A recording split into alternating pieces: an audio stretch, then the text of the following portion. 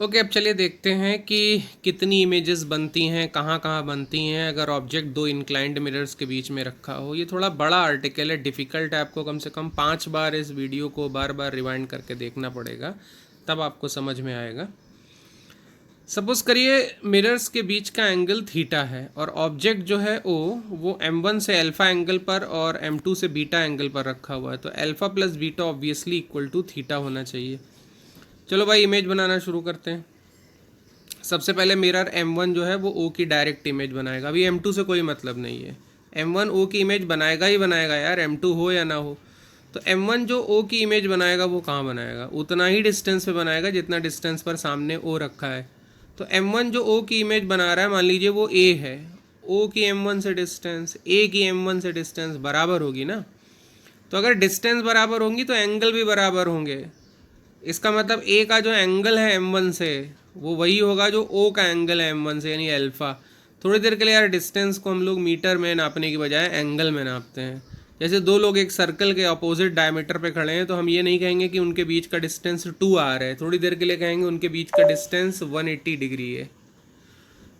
Okay, तो इस तरह से M1 और A के बीच का एंगुलर डिस्टेंस पूछ रहा हूँ कितना, एंगुलर डिस्टेंस अल्फ़ा होगा। तो जो पहली इमेज M1 ने बनाई है वो अल्फा एंगल पर बन गई। यहाँ पर मैं एक टेबल भी बनाता जाऊँगा कि M1 जो इमेजेस बना रहा है वो कहाँ कहाँ बना रहा है और M2 अपने अंदर जो इमेजेस बना रहा है वो कहाँ कहाँ बना रहा है। ये टेबल बहुत इंपॉर्टेंट होने वाली है।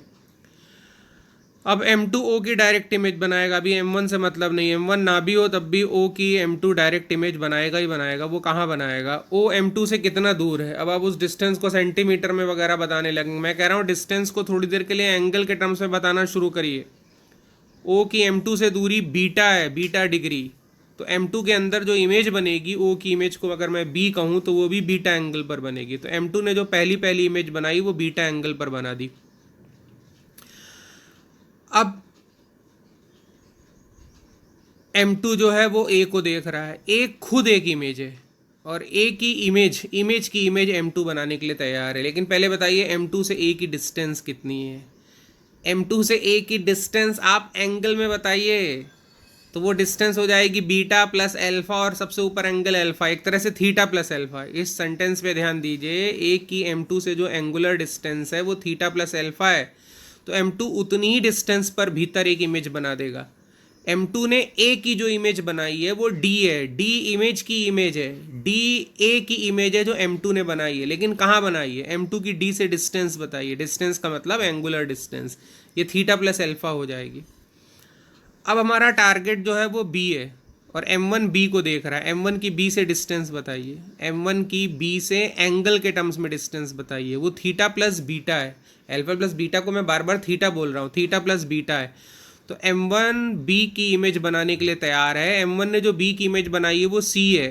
M1 से C की डिस्टेंस बताइए। M1 से C की डिस्टेंस वही होगी जो M1 से B की डिस्टेंस है। M1 से B की डिस्टेंस थीटा प्लस बीटा है, तो M1 से C की डिस्टेंस भी थीटा प्लस बीटा होगी। यानी M1 ने जो सेकंड इमेज बनाई, अगली इमेज बनाई, वो थीटा प्लस बीटा पे होगी। अब हमको एक पैटर्न मिल गया है, जो टेबल में सबसे पहले अल्फा और बीटा लिखा है ना, इसको आप 0 थीटा प्लस अल्फा, और जो राइट साइड में बीटा लिखा है इसको 0 थीटा प्लस बीटा मान लें।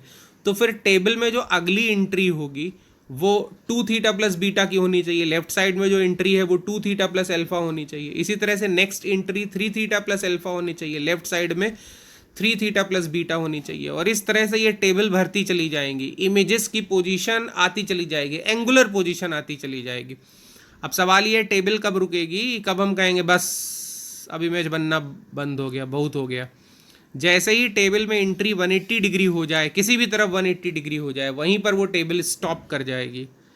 यार कोई भी मिरर अपने से 180 डिग्री के एंगुलर डिस्टेंस पे रखे हुए ऑब्जेक्ट की इमेज नहीं बना पाएगा। आप सोचिए, अगर मिरर की रिफ्लेक्टिंग सरफेस से 180 डिग्री के एंगल पे आप चले जाएं तो आप तो मिरर के प्लेन में ही आ जाएंगे, तब इमेज बनना बंद हो जाएगी। तो मेरा कहना है ये जो टेबल्स हैं इनमें जहाँ भी 180 डिग्री आएगा आप स्टॉप कर जाइए।